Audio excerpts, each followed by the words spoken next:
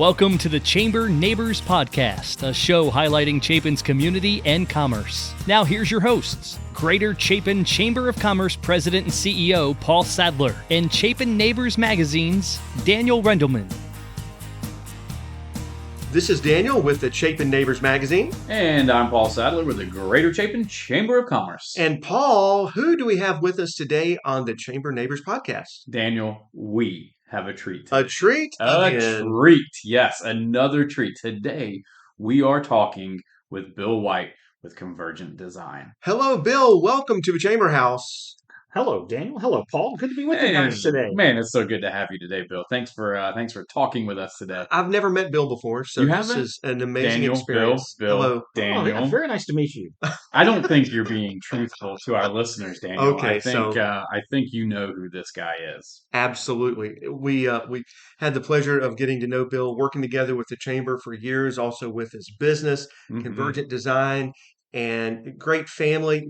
Our listeners are in for a treat. Yes. Yes, they are. Why don't we start, though, Bill, for everybody to find out? Tell us a little bit about yourself. Why don't we start there, and then you can tell us about your business. All right. Well, I am a native pretty much of the Columbia area. I was actually born in Cleveland, Ohio. My family moved south when I was 6 years old, so pretty much have been raised here. My southern accent is not as strong as some, but I didn't grow up with it in the house, but it was definitely around me. So, is Ohio the South? Ohio is definitely not the South. South Carolina is Ohio of the South. I see. And it takes two Ohioans to learn to spell the name, right? O-H. I-O. I think that's what they say. Right, that's what I heard. Anyway, so we digress. So Bill, coming here and then tell us about your business, getting started with Convergent. So we started the business, about 15 years ago now, and started it part-time. My wife, Brandy, was looking for an opportunity while she was still in college to not have to have a job that interfered with her studies. And so we started the business so that she could have some flexibility in schedule and still earn some money. Okay, so going to school, doing that, and you started websites 15 years ago, and I'm sure that's pretty different than how things are now. The website business has changed considerably. We have to take mobile phones into consideration now that we did not have to do when we started out. Yeah, you got to make sure that your website looks good, because most of us, I would imagine, search on our phones now versus going on a laptop or a desktop computer. And a lot of times it kind of depends on what you're looking for. Like our restaurant customers probably see 90% mobile traffic, whereas a customer like the Chamber of Commerce probably get 60% desktop traffic. Okay. Huh. That's interesting. A fact I did not know. Yeah. Now, you mentioned Brandy, your wife, so tell us about Brandy. So Brandy she works part-time for us still. I'm full-time with the business. And Brandy is also a full-time counselor in Lexington District 1 with the school district there.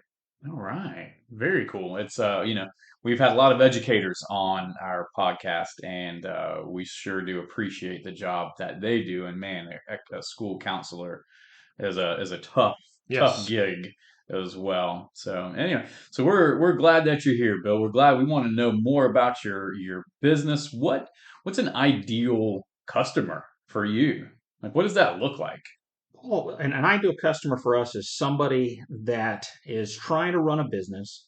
They want to get the word out to more people. They want to get in front of more people, but they don't have the time to try to figure out how to build a website on their own.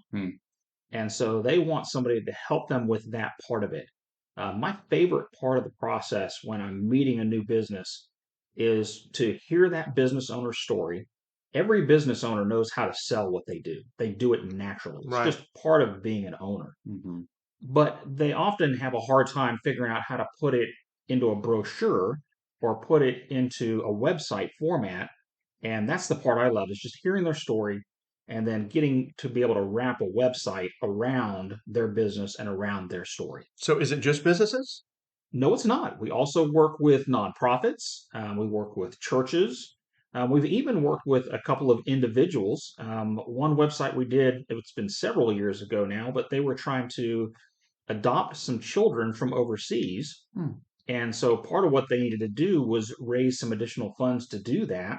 And so we helped build a website to tell their story and as a source where people could donate. That's awesome. Yeah. And I can speak from firsthand with you speaking with customers. We are a customer of yours. Full The disclosure. chamber. Full disclosure. Full Yes, disclosure. yes, indeed. And it's crazy how we just had a conversation 2, 3 years ago now, and I said, "This is what I want our website to look like. This is what I want it to feel like." I really didn't give you many specifics, and you brought it back with that first draft, hmm and it was perfect. And obviously we had to make some minor tweaks here or there, obviously, but for the most part, it was exactly what we had hoped it would be. That's the fun part is trying to get in somebody's head well enough that you can give them what they're thinking about rather than what they tell you they want. So is Brandy's education with the school counseling rubbing off on you? Yeah. No, actually, I just kind of tell her the story and then she takes it from where it needs to happen. This is a Nice. dream team. It sounds like it. But Bill, why then? Like, why websites? Out of all the things in the world, why be a web guru? I've been involved in small businesses in different ways for my entire life. One of my earliest jobs was working for a small balloon florist. Hmm. And so my job there was putting teddy bears inside of a big balloon and dressing it up and then How does that delivering it. work? Yeah, okay. Those are trade secrets. I Oh, can't tell okay, you. okay. I've always wondered how. One of the things we used to do was like a rose case, a single rose case. It's plastics, kind of long. Fill it with Oreo cookies, Ooh. and then tie some ribbons to it and attach balloons to that. And that was one of the things that got ordered a lot. Hmm. But from that type of business to working with insurance agencies, working with sign manufacturers, working in nonprofits, working for churches, all of it has been smaller organizations. Mhm. And out of that time, I just wanted to really see businesses and people that were trying to do those kind of things. I wanted to see them succeed.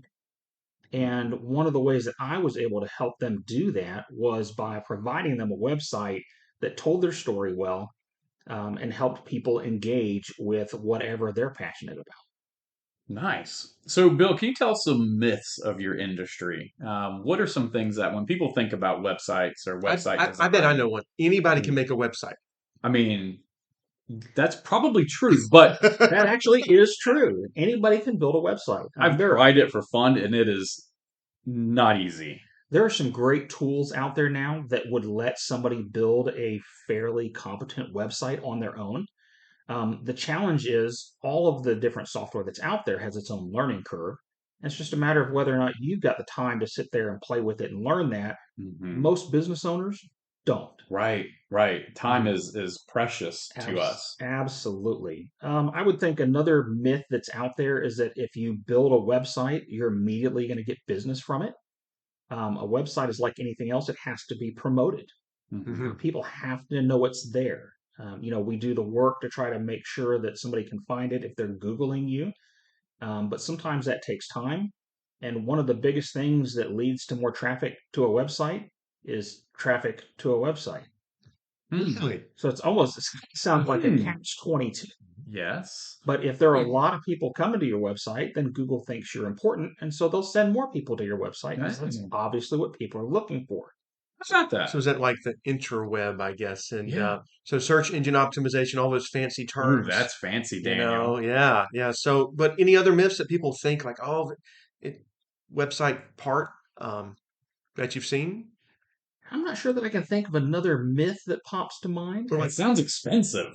Like, is a website expensive that's to that's make? a good myth. Like, is I it? mean, expenses is relative, right? Expensive Expensive is is relative. always relative. But, Yeah. when I think of it, I'm like, gosh, I'm going to be spending tens of thousands of dollars. That's not necessarily the case, right? No, well, when we started our business, again, because of that small business, small organization passion that I have, we wanted to make sure that we priced it in a way that a smaller business owner could get in the game. Hmm. So the majority of the websites we build are under $1,000 Under $1,000. for the initial build. Yes. That's amazing. Wow. And then And you don't just build it, you also service and update it. Is that correct? We do. We take care of it for them as long as they'll have us. And if they need a change, something happens with the business. If it's a restaurant, they make a change to the menu. They change their hours. Maybe they add a new product or a new service. They just shoot us an email, and we make it appear on the website. So again, full disclosure. Obviously, by now, everybody knows Bill has developed and designed our website and maintains our website. It's the truth. What you just said about people emailing you to make those changes. I email Bill or Gail will email Bill, and it literally gets done so quickly that before I can blink or refresh my browser, he's like, "Yeah, I've already done it." Wow. Like, what? Like he's there sitting at his desk anticipating The my chamber needs. does have an unfair advantage. We do. Why do we Because- have an unfair advantage? Yeah, Bill? please One tell of us. the privileges that I have is to be able to serve on the board at the Chamber of Commerce. We're not just serving though. And well, this year I have the additional privilege of being the board chair for the Chamber of Commerce. Privilege. It is absolutely a privilege. Yes. So, ladies and gentlemen, you are sitting here with my boss. Daniel is technically my boss too, but Bill is my the boss is my the go-to boss is- boss. Yes. So as a board member, again, it has been great working together, seeing your direction and leadership with the chamber affecting the businesses. What else do you do besides the chamber when you're not working? Well, Daniel, one of the things I love to do is play golf. Okay. And I don't have a membership at any particular golf course, so I play with a group of guys. We tend to move around the city and play different courses on different days. How good are you? Again, that's a relative. Do you think you can beat me? We see- all know the answer to the table. That's no. Of course No, you no. can't. So golf. Yes, so I try to have fun when I play. Yes, that's what it's all about. It's having It fun. should be. I have seen people, get so frustrated that they take their entire set of golf clubs with the bag and toss it in the nearest lake. Daniel Rendelman, did No, you do that? Not the whole set. Not I the have whole set. actually seen that in person one time. Did you go and rescue him and take him? I did not. I would have. I did not. Golf backwards is flog. So it's like being flogging. Yeah, You know, and that doesn't it's- sound it like doesn't fun. sound good. No, it's not. So And and then, then Daniel, outside of that, my wife and I also enjoy hiking. Mm-hmm. She enjoys running. I tend to tag along and enjoy the experience with her. well, I saw you at the Justin Pepper 5K. Absolutely. We were This both year. at the Justin Pepper 5K this year. I think she was ahead of you. Well ahead of me. So funny story. Bill and I actually walked that together, and Walked. we fast. Yes. Fast. Well, We got done in under an hour. We got done under an hour. And listen, we were turning the corner, and I said, "Bill, Brandy hasn't passed us yet," and he said, "She started ahead of us." I was like, man, I thought we were faster. She was But ready to lap you. She But that- probably was going to. She probably could have. So you also have some children? I do. I have one. I have a son. His name is Nathaniel. Yeah. He lives in Oregon with his mother. And we try to get together on a regular basis. So we have a long distance relationship I going. love this. Tell us about this. This is And cool. one of the things that we do is we try to connect virtually as often as possible.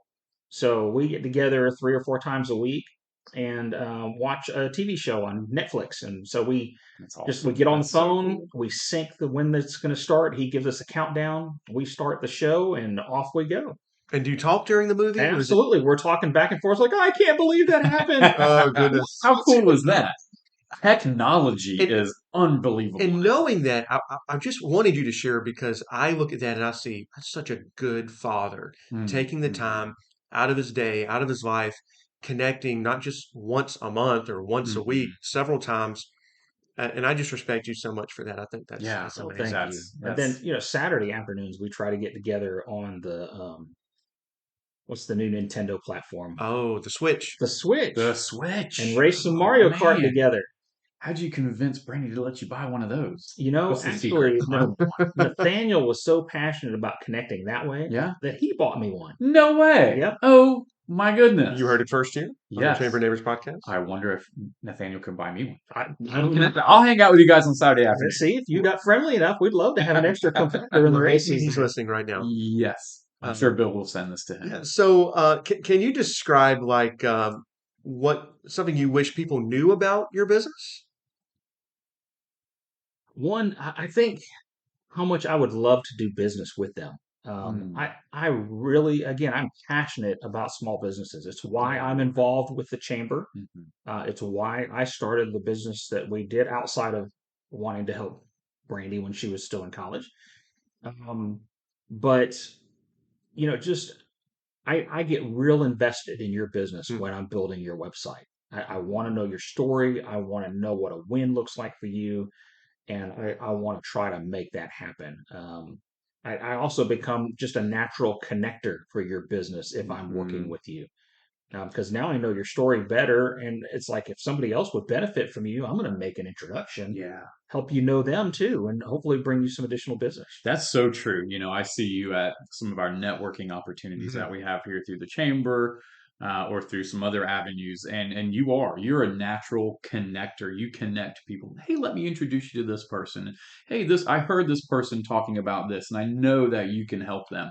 And so you're a natural connector, and I appreciate you for that. Well, thank you. Absolutely. It's fun. I enjoy doing It shows. It shows that you do enjoy that, yes. All right, Bill, is there anything else that you want our listeners to know about your business, about Wait a minute. What's his Oh, website? wait. Because he has a Oh, website. does the website guy have a Does We website? do. The You website do. guy does have a website. His is usually outdated and in need of a change. Oh, Just like the okay. cobbler who has no shoes for his kids or Right. the painter whose house is not painted. Right. But our website is at www.convergesc.com. That's CONVERGESC, like South Carolina.com. You have a very natural radio voice Yes. too. Yes. Wow, that sounded like you knew what you were doing. I have to say that on the phone quite often. SC. So checking out your website to learn more. Great way. We'll also put that in the description here for our listeners to see. By the way, Nice. all of our podcasts are on the chapinchamber.com website. So people can go there. I was just asked today, someone said, how do I find your past podcasts? Right. And we said, well, Bill White is going to take good care of you. Yes. So anything else folks would want to know about your business? Those open-ended questions are always the I know, tough right? ones to answer. They are. They are. I think one of the things that makes us unique, we talked about it a little bit, but just the fact that we stay with you. It's not a once and done project. Mhm. We stay with you to help maintain the website, keep it current, keep it up to date. And a lot of times we are watching your website, and so we might suggest changes based on patterns we see and activity that we see going on with the website that could help you take advantage of traffic to the website and what you're trying to do better. Mhm. And you're a local guy. You're here. You know the businesses around town. You know the people behind the businesses. And I think that just makes a huge difference Mhm. when you know your neighbors. Yes. And that's how the chamber connects people. The chamber connects our neighbors, and you are a heck of a good connector, Bill. And a great leader. Thanks so much for Yes. joining us today for the Chamber Neighbors podcast. Bill White, Convergent Designs, and we hope that folks will check out your website and also your web services.